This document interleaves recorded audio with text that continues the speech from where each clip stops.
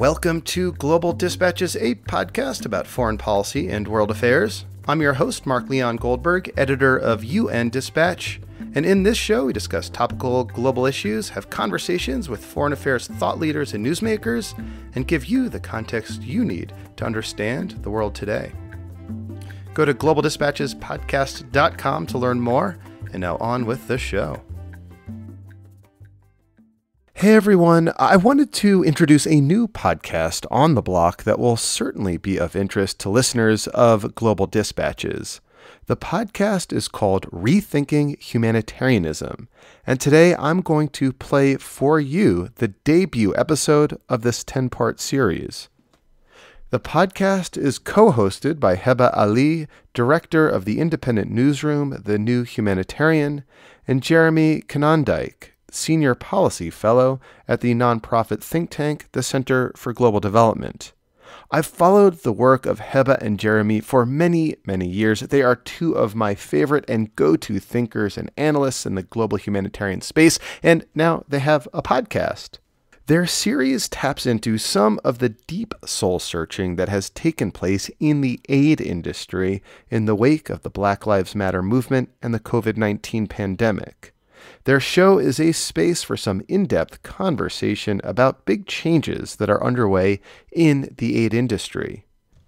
This is a podcast series for anyone with an interest in the future of humanitarianism, from donors to NGO executives, from frontline responders to policy wonks. Basically, if you have an eye on the aid sector, this podcast is for you. So I'm glad to present the debut episode to you, which features Danny Sriskandarajah, Oxfam Great Britain's chief executive, helping Heba and Jeremy frame current events and pick apart what change in the aid sector might look like. I think you'll enjoy this episode. To subscribe to this new podcast, please search for The New Humanitarian wherever you listen to podcasts, or click on the link in the show notes of this episode, or just visit tnh.news/podcast. So here it is, the debut episode of The New Humanitarian. The world has changed pretty dramatically in the last few months. COVID-19 and the Black Lives Matter movement have really shaken things up. And in the aid sector, they may dramatically change many of the things that have long been taken for granted. But it's not clear that this will be a turning point for crisis response. The humanitarian sector has been trying to reform for 15 years, but it still allocates money and power in much the same way as it did when I started this work 20 years ago. So will this moment fundamentally change how the aid sector does business? In Geneva, Switzerland, I'm Heba Aly, director of the New Humanitarian. And in Washington, D.C., I'm Jeremy Konyndyk, Senior Policy Fellow at the Center for Global Development. We are your co-hosts for Rethinking Humanitarianism, a new podcast series exploring the future of aid. Jeremy and I have basically been having a friendly debate on this subject for years. I mean, I remember when you were heading up the humanitarian aid team for the Obama administration, tracking you down at conferences and grilling you on these kinds of questions. I do remember that. Now you're friendly about it, of course, but at the time I'm sure you were thinking, who is this pesky journalist who won't leave me alone?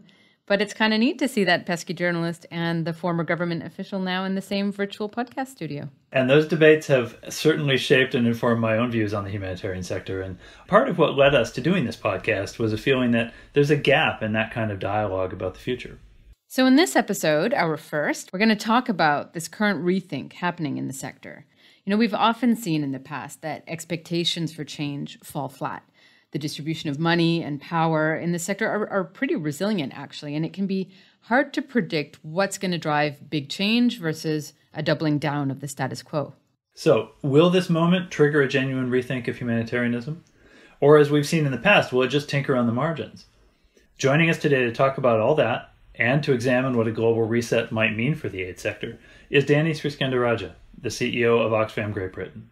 Welcome, Danny. Hi, Jeremy. Hi, Heba. So we're really excited to have you on the show today because you're a longtime critic of the big, powerful NGOs and the big, powerful aid industry, yet now you're running part of that industry. You've been making some really interesting changes to how Oxfam operates and some changes that maybe give a preview of how big NGOs will operate in the future. And I think it's quite neat to hear from someone who hasn't been a lifetime humanitarian, so to speak. you've had experience in many different corners of the wider, if I can call it, social good world, from your work as the head of Civicus, the civil society network, to your work with the UN Secretary General's panel on humanitarian financing and really looking at how money flows through the system. So we are hoping you are ready to tackle some difficult questions. I'm looking forward to the conversation. Before we dive in, we want to ask you a question that we're going to be putting to every guest on our show as we try to rethink what the humanitarian aid sector could look like. So what is one weird quirk in the humanitarian world that to you just makes absolutely no sense? Doesn't seem logical. Well, for me, it's the intermediation that goes on in our system. We've got countless different institutions that have evolved, sometimes with very good reasons, but today just feel like a overly complex system for moving money or shifting power. And I think we really need a reboot if we're going to make this system better fit for purpose.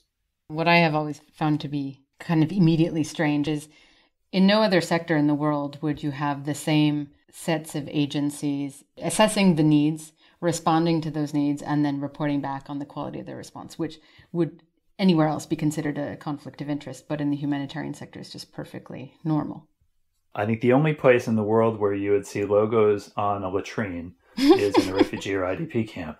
I have been in many, many of them in my career, as I'm sure both of you have as well. Every time you go in, you see whether it's a UNICEF logo or Save the Children logo, or sometimes, because Oxfam does a lot of WASH, even an Oxfam logo on a latrine.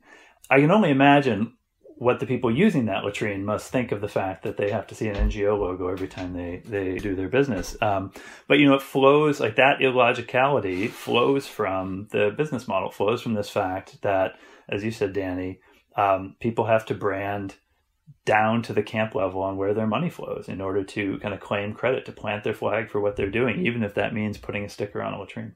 There have been these long-standing challenges with the sector for decades, among them the ones we've just mentioned.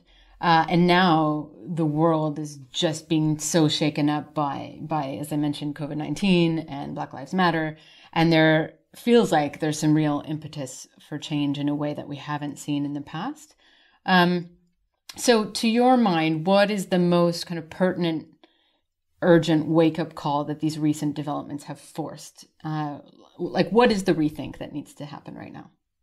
I think this moment, as you say, that where the challenge of responding to coronavirus and Black Lives Matter have, for me, really sharpened the focus on money and power and how those flow through our system. Money, because we are living through potentially the great reversal when it comes to progress on poverty and vulnerability, where it's very likely that by the end of the year, more people will have died of hunger caused by COVID-19 than the disease itself. And yet the resources that have been made available to address that vulnerability are tiny. And so the very contradiction that we've known that has laid at the heart of the international humanitarian system, i.e. that this is relatively small amounts of money that are hardly solving the problem, have been brought to bear now. I think we are facing arguably the biggest humanitarian emergency that our generation has seen. And the response has been, pitiful in many ways. And especially if you work for a civil society organization, many of us are still waiting months on for donor money to flow through the system, to trickle down through the UN and other intermediary institutions, to get to not even just us, but to the frontline responders who are better placed than ever before because of the mobility constraints to be able to respond. And then, of course, power. For me, at Oxfam in particular, I think one of the great learnings, the really important learnings from Haiti for us was about the importance for institutions like ours to be conscious of power, to be aware of how power and the abuse of power works. And I think Black Lives Matter is a wake-up call around building the next generation of institutions that put equality, inclusion, racial justice at their heart, particularly in the development or humanitarian sector, because in many ways, many of our institutions have grown out of the colonial project. And so we owe it to that legacy to pay sort of double attention, if you will, to how race and power work or interact in our own sector. So, these are all, eternal issues, but I think this is the moment where we have to tackle how money flows and how power works in our sector. And I think there's such an interesting convergence right now between these two dimensions. That on the one hand, we have the traditional business model, which does concentrate a lot of the power and the money into the big organizations, and COVID is putting that under strain for all the reasons that you've just said. That business model has really struggled to deliver resources to the front lines. And my colleague Patrick Saez and I wrote a blog post about that a few weeks ago. You're just looking at the scant amounts of money that have reached frontline organizations, even as the big traditional organizations have received the bulk of the humanitarian donor funding. And that in turn reinforces these unequal power dynamics, that it's very difficult for frontline organizations to have more of a voice, to have more influence when they don't have access to the resources within the existing business model. What I find interesting, and what I'm curious for your take on, is this going to change that?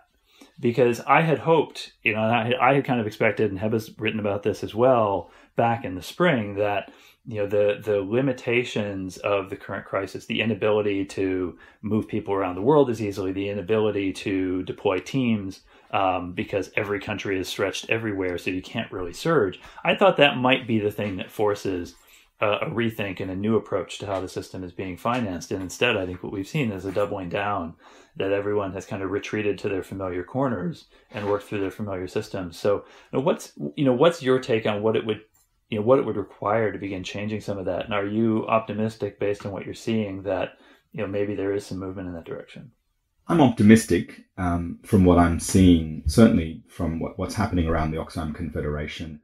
And some of it is just out of necessity. I mean, I remember reading very early on in the pandemic about what was happening in Zaatari refugee camp in Jordan, where we and others wanted to mount a response around public health, around hand washing, and we couldn't get anyone in because there was sort of such severe lockdown. But it turned out that we had, I think, about half a dozen Oxfam Jordan staff members who lived near enough to the camp. None of them, I think they worked in IT and admin, but so none of them had public health training. But very quickly, our colleagues in Amman did some remote training for those folk, who then led our response in the camp. And I thought, that's, again, out of necessity, we are becoming hyper-local, if you will. And if I think that is the journey that all of us are on. It came out, to me, that was the big message out of the World Humanitarian Summit about the importance of localization. And if ever there was a reminder of the critical importance of having first responders close to where the need is this is it. And I'm also optimistic about, the impediments to travel leading to a fundamental rethink about how, NGOs or the entire sector work. At Oxfam, we've hardly had anyone travel for 6 months. And that's been a great discipline in terms of asking ourselves, do we need to move people in the ways that we have traditionally done so? I do think we have to in the future. I'm not saying that every response will necessarily be local, because I think one of the value adds of a network like ours is that ability to build from below, but also act beyond borders. That, the sort of progress that we need to make towards a more just, sustainable world isn't going to happen just through local action alone. I think it's got to need that sort of glue that connects it across, in solidarity with others, just at scale, that can then, challenge bigger institutions, especially at the global level. But the way that we all do that, the way that we've assumed we've had to do it, I think, will change. And I hope coronavirus is the sort of tipping point, if you will. What's interesting is that, I heard you once talk about the sexual abuse scandal in the same kind of language, which is, we got forced into the journey. It just so happened to be the right journey. And I would agree that, and maybe the reason that in the past reforms haven't been, they've never become reality because the system wasn't optimal, but it was still working. And now it's gotten to the point where, from my point of view, the system's just not viable anymore no matter which way you cut it. So you talked about the money. Financially, we're about to see huge cuts likely to overseas development assistance, and yet the needs are going to be skyrocketing. So you're going to have huge shortages. Operationally, you've just talked about how complicated it is, and Jeremy was talking about, how do you surge when the crisis is everywhere, and then ethically, all of the questions around power that are now unavoidable. So for me, it's gotten to the point where there is no, it's no longer an option. it is inevitability. And yet, I wrote a piece, I think it was in June, so kind of a couple months into the pandemic, to kind of look at how COVID was going to transform humanitarianism, because at the beginning that was the feeling, right? This was going to be, there would be a before and after COVID, and everything was going to change. Nothing would ever be the same. And then you started looking at the reality. And in fact, so one hypothesis was this was going to transform the business model because donors would be looking to fund the agile, small organizations that are on the ground. And yet we saw, as Jeremy mentioned, all of the money continuing to go to, in fact, going even more to the big actors. That this was going to be the heyday for locally led humanitarian response. And yet from the interviews that I did, local actors felt like nothing had really changed for them. And so I just wonder how you see the kind of force of the status quo and how representative your experience of this change actually happening on the ground is more broadly. Well, again, I am optimistic, and in some ways it feels a bit like what I presume the Asian tsunami of 2004 felt like for the sector, but with different implications. If you look, for example, at what happened in 2005, 6, certainly in the INGO sector, is huge amounts of new income comes through a small set of actors who then scaled up rapidly. And it was a sort of proof of concept of the need or the importance of that sort of international system to deliver aid and expertise. In some ways, I think this will be sort of as great a disruption, but it'll lead us to, it won't be perfect, but it'll lead us towards further localization and further investment in capacity closer to the ground. And in some ways, look, I'm sanguine about it because for me, the job at hand, I've been 18 months here at Oxfam. I'm clear about what our mission is going to be, which is to try to lead by example here. As you say, I think Haiti was a really important lesson for us around the nature of our organization. And we've made some changes, but we want to go further in terms of shifting power and shifting resources. And it's already been difficult. It was difficult before COVID, but in some ways, we are committed to this journey of trying to fundamentally change the nature of our own sort of Oxfam system, if you will. And it comes back to what I was making about this, the point I was trying to make about 1942, which is we predate the aid system. And in some ways, our aspiration is to become a global network that can last long after the aid system is wound up. And that, again, it's going to be painful because we are, for example, over the next few years, going to be changing our sort of operational footprint. We're withdrawing from direct operational activity in several countries. But in others, we are going to be increasing our unrestricted investment so that we can offer safe, quality, holistic programming in some of the most fragile contexts in the world. And we're also diversifying our own network. Oxfam was founded in Great Britain. As we expanded into an international confederation, we became a network of affiliates. Those affiliates happen to be only in the global north. In recent years, Oxfam has increased its southern presence by, there have been Oxfams in South Africa, in Mexico, and Brazil. Our ambition now is to diversify that network further. So again, if you look at us in a few years' time, I hope we really will resemble that sort of next-gen social justice network that will still do operational things, that will be able to scale or surge, as you say, Jeremy, but doesn't do so in a way that limits the ability of local actors to have sort of self-determination, if you will. I'm really interested and intrigued by this idea of the future of the big INGO model being a sort of global social justice network with an operational component to it, as opposed to the big sort of operational component standalones that we see now in most NGOs. For Oxfam moving in that direction, partly I think it's your own organizational history and culture, but partly also it's been prompted by this funding crisis and reputational crisis that Oxfam's been through over the past few years. It's kind of necessitating some change. For organizations that haven't faced that, do you think they have an incentive to go in the same direction, or kind of if that is the future or a future for international NGOs, what's the forcing function that's going to lead people there? I think there's a structural forcing function that you see if you look at other parts of the global economy. So I often look at other international entities, especially in the corporate world, and see how they've evolved. Take a Coca-Cola, for example, founded in Atlanta, operated through direct country operations in much of the global south, but increasingly operates through franchises. Or if you look at the PwCs or the McKinseys of the world, tremendous growth in southern entities that have come in as equal members of the network, if you will. And so one forcing function in some ways, I think, is that the world is changing around us, just as sort of economic and geopolitical balances are shifting. I hope so too will the sort of civil society landscape in terms of where money and power is held. And that has to happen. I think the other is around donor behavior and forcing some of the institutions to modernize. And of course, the third factor, which, I celebrate, and it's to your point, Heba, about the Black Lives Matter movement, which is that people taking power, calling out bad behavior and neo-colonial behaviors. We need that because that's the sort of check against the sort of complacency that I think sometimes we're guilty of, or we have been guilty of.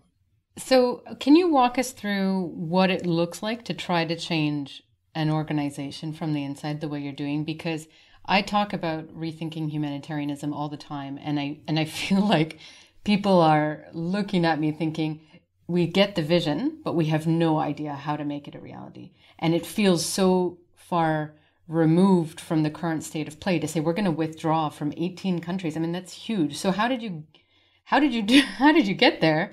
And I suppose what pushback did you get along the way? This must not have been smooth sailing.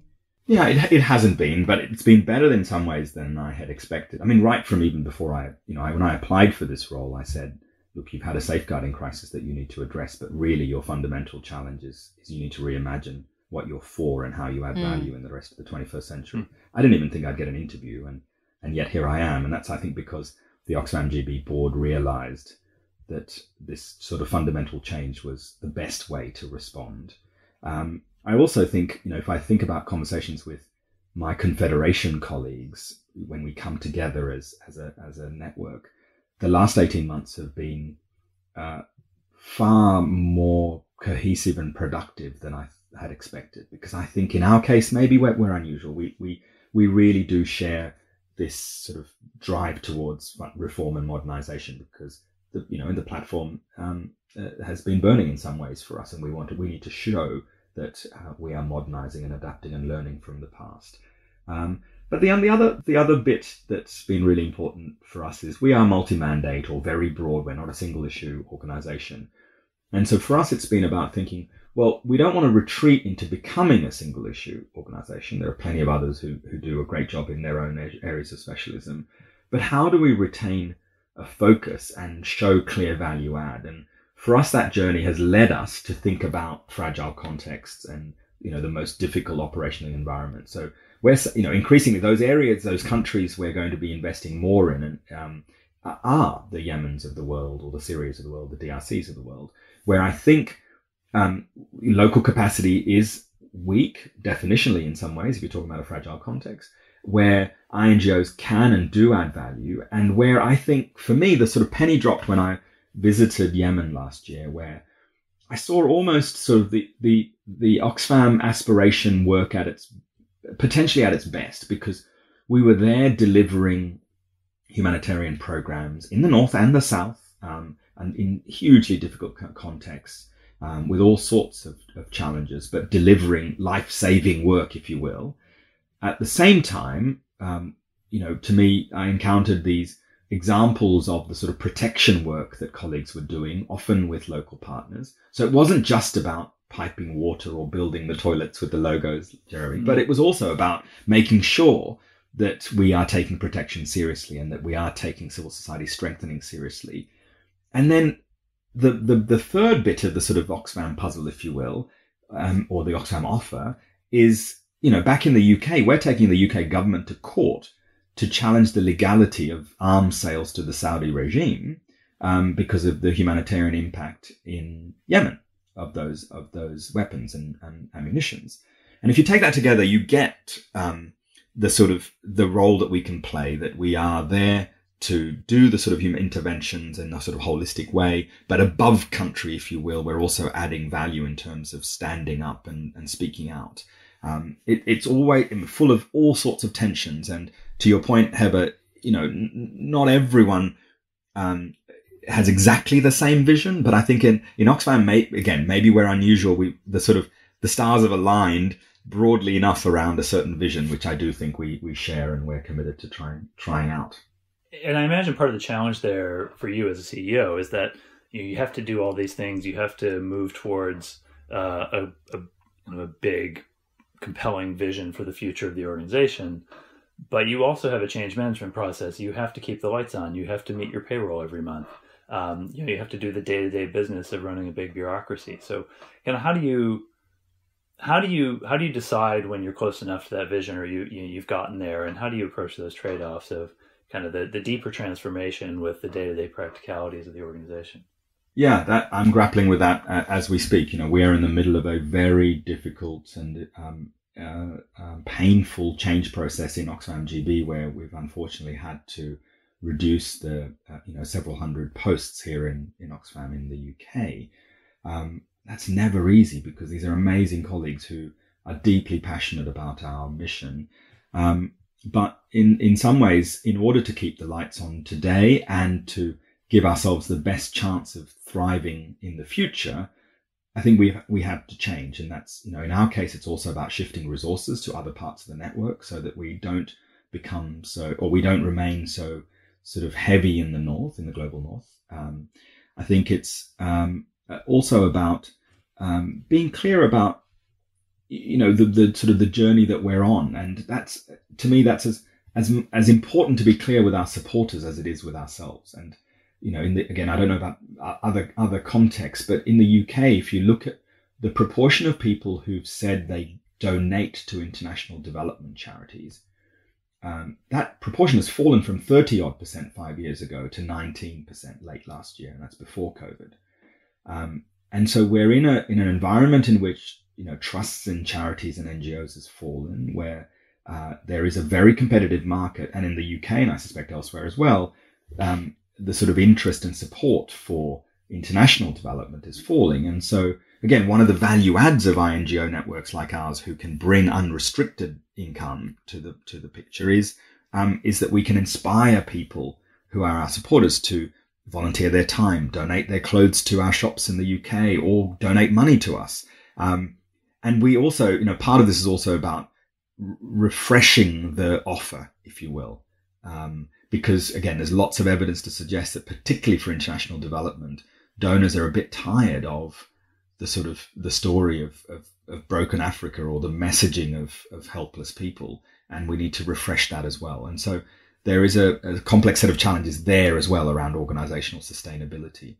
And one other sort of anecdote is around, comes back to the sort of the value add of organizations or networks like ours. I remember early on in my tenure going to see Filippo Grandi, the UN High Commissioner for Refugees, and UNHCR is a massive player, and often organizations like Oxfam are subcontractors. But Filippo was very clear. He said, "Look, in some ways, I'm jealous of Oxfam because you guys have unrestricted income, you have a massive supporter base who you can mobilize to not just raise money, but to campaign on the issues that that matter to you and them." And you should play to those strengths. And, this is soon after I'd arrived at Oxfam and it was trying to find that sort of, where's the source of the confidence for organizations like this? And I think part of that has to be about what we can bring, which is not just unrestricted money, not just this ability to spend restricted money, but it's also this idea that we are a network of people committed to these issues. You keep coming back to that social justice network, and I think that's probably an under-explained part of the rethink that I think this moment is demanding. And by that I mean, if you look at the big crises that have just faced the world, the answer was not bags of rice and tarpaulin, right? Like, in the face of COVID, what people needed was equal access to hospitals. And we saw that your social class affected how hard you were hit in the face of the Black Lives Matter movement, which was, if it had happened anywhere else in the world, would have been considered on the verge of a humanitarian crisis in terms of what was happening on the streets and the protests and the police reactions and so on. Again, the need there was social justice. It wasn't service delivery. And so there's a point at which I was just giving an interview about the state of the humanitarian system. And, there's this question around relevance, and it says, how well is humanitarian aid kind of performing on this question of relevance? And then you have to ask yourself, well, what are the biggest needs today? And to what extent is humanitarianism responding to them? And then you end up in a social justice place and not in a humanitarian aid delivery place. And yet that completely transforms the traditional conception of humanitarianism. So how does that work? For all these humanitarians that whose very identity is shaped around the idea that they are objective, apolitical, neutral, etc., suddenly being thrust into all of these issues that for you are very fundamental and core to the way it has to work. Let me say it before I go on to answer that neutrality and independence and those core humanitarian principles are hugely important, and we do need, especially in this day and age, to protect them, because there is value of having those sorts of actors. But from where I sit at Oxfam, I often end up going back to 1942, back to those 8 people who started the Oxford Committee. And they did 2 things, but by implication, they did a 3rd thing as well, which to me is really important, as relevant today as it was in 1942. They raised money and transferred it to the Greek Red Cross, by the way. Oxfam didn't have staff, didn't have professional humanitarian workers for many years after that. And so they just transferred it to the local actor, the Greek Red Cross, to deliver the food relief. And then they set about writing letters to the Churchill government to stop the policy of blockading Nazi-occupied bits of Europe that were causing the famine in the first place. So they were campaigning. And they did both of those things, but they also did the 3rd thing, which is, in the deep, dark days of the Second World War, they were building civil society in Britain. They were, social capital, bridging capital, building this value of civic action, people in voluntary action. And in some ways, I think COVID and 2020 have huge parallels to that moment. We are living in an era where, we have unconscionable levels of suffering, of unnecessary death and livelihoods being ruined, which we can do something about, and we have to, and we have an obligation to take action. But we know that, as you say, bags of rice ain't going to do it. And so we have to go and challenge the systems and structures that are driving poverty, injustice, and inequality. And again, to me, I take huge pride in some ways of working for an organization that has stood up. We published a report calling out the excessive profits being made by the world's largest companies that have had almost windfalls from COVID. If you take Amazon, for example, the share price and the sort of the value of the shareholdings have skyrocketed, and yet we're struggling to feed people who are going hungry. Jeff Bezos could pay every single Amazon worker $100,000 bonus and still have more money than he did at the start of the pandemic. And so, I'm proud to be part of an organization that stands up and talks about those sort of things, or stands up and talks about the need for a people's vaccine that's free for everyone on the planet and not hogged by the richest countries in the world. I'm proud of an organization that challenges policies on debt and challenges governments and private sector lenders. But is that the future of humanitarianism? No, I don't know about that. I think the future of Oxfam is about to try to do both of those things and connect the dots along the way, while also making sure which bits of our system are best placed to do what. Mm-hmm. So in Indonesia or in Kenya or in South Africa or in Mexico, we don't need much help or resourcing from external to get on with the job. But it's really important that in all of those places, we have a sort of member of the network. And if you take Turkey, for example, Oxfam Turkey, by the way, is KEDEV, an amazing women's rights organization that's been around for many decades, that has chosen to join the Oxfam Confederation. And again, that's our future, that we become this global network who can deploy when needed, surge when needed, but also challenge and speak truth to power at scale. I'm not being naive enough to say that everyone needs to be like that, because the ICRC should not necessarily change overnight to become a debt campaigning organization. I think that's a fairly safe bet. I think it's an interesting parallel what you're saying now to what you relate about the comment from Filippo, that the conditions that come on the funding you get really define the space that an organization has available to it. So Oxfam, in part, can do some of those things because you've traditionally had a large private donor base. You're not principally dependent on big institutional donors or exclusively dependent on big institutional donors for your resources. And I think that that probably is a message for aid organizations, whether NGO or UN, that both diversifying your funding base, which is not an easy thing to do, that opens up this kind of opportunity. But I think it's also a message to the donor community to be more intentional about the conditions and the expectations that they're placing on their partners. Coming from a donor background myself, I think the donors probably aren't intentional enough about that. I think they would like to see organizations change in certain ways, but maybe don't do enough to recognize the ways their own funding, their own kind of conditions either enable or impede that kind of change. Yeah, look, when I was a member of the UN high-level panel on humanitarian financing, that was certainly one of my takeaways from that experience, was that donors do have a huge responsibility here. They're not the only actors that have to change their behaviors, but I think donors do. And part of it is, if you sort of broaden the scope to the development sector more generally, I think institutional and private foundation donors or philanthropy need to be clear about when they see civil society as a means and when they see it as an end, and whether they see it as both. And it's because, if we are simply implementing partners, for humanitarian aid, for a long-term development project, competing with, say, private sector contractors, it's not particularly interesting, and it doesn't speak to the power and value of civil society.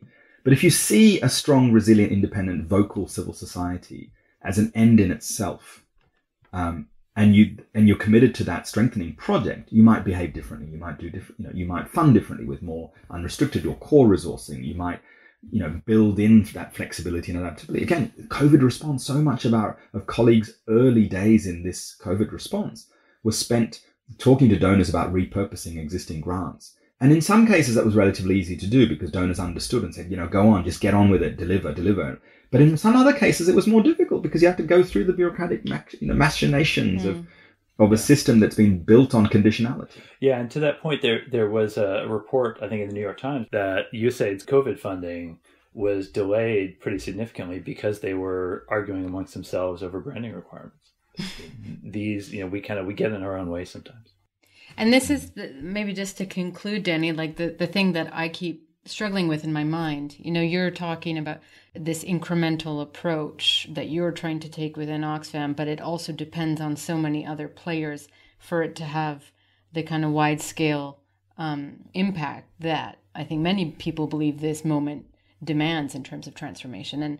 And just after George Floyd's death, we hosted a discussion at the New Humanitarian and had a number of Black American activists there who, were basically talking the language of revolution. We have to tear it all down. This whole system is corrupt. It is colonial, and there's no way of fixing it. We just have to start over.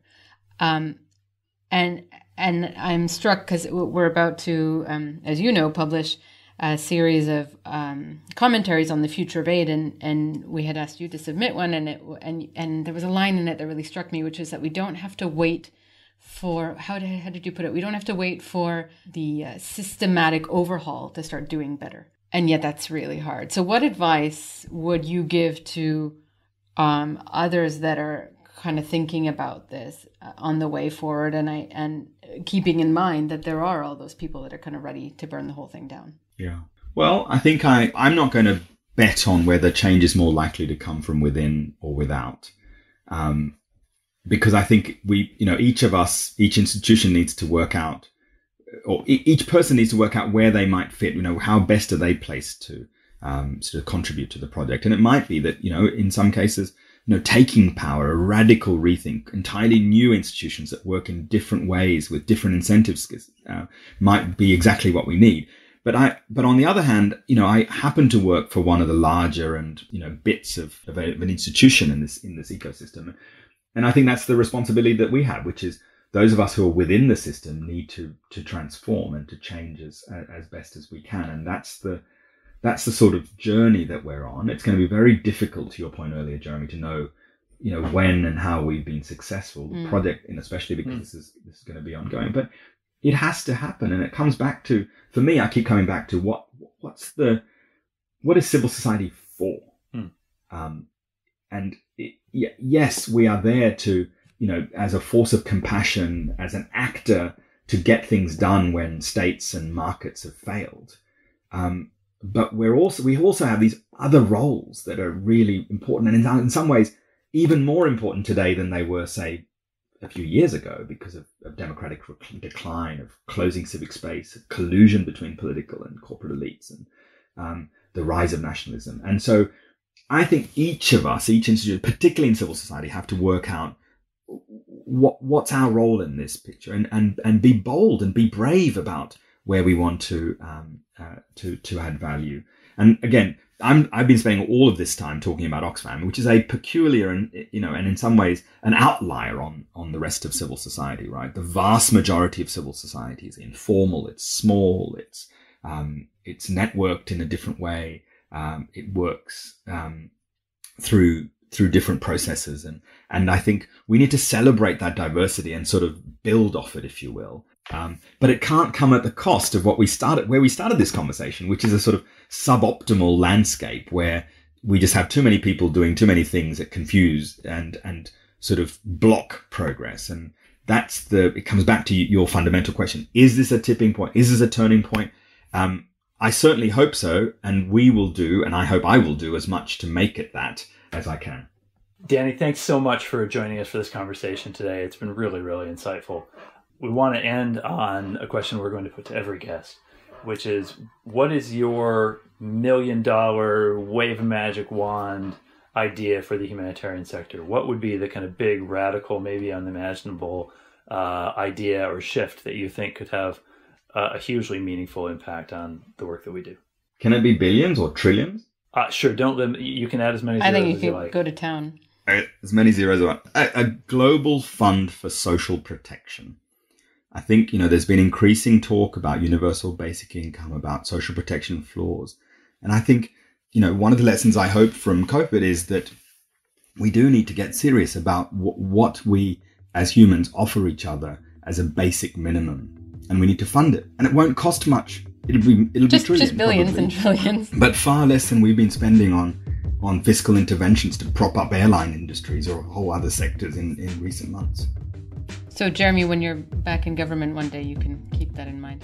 I'm sure I'll have trillions at my discretion, yeah. Danny, thank you very much for joining us. It's been a great conversation. Thank you both very much.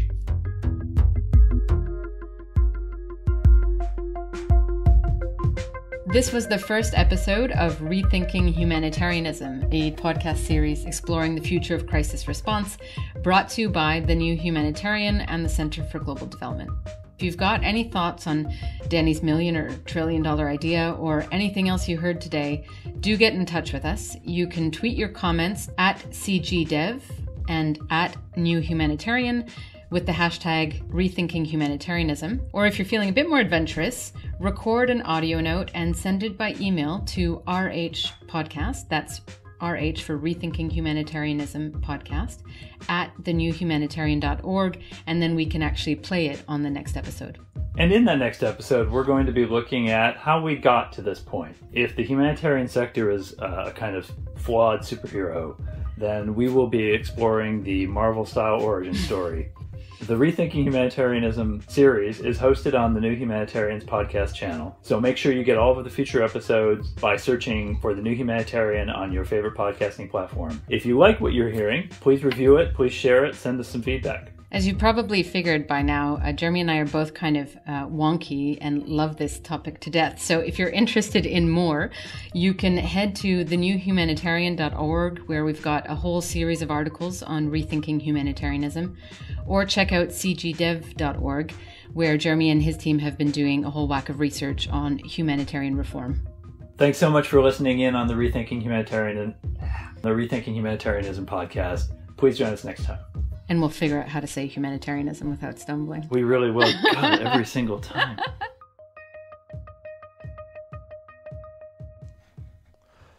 All right. Thank you all for listening. I am looking forward to seeing where this new podcast takes us. To subscribe to The New Humanitarian, just search for it wherever you listen to podcasts, or click the links in the show notes, or visit tnh.news/podcast. All right, we'll see you next time.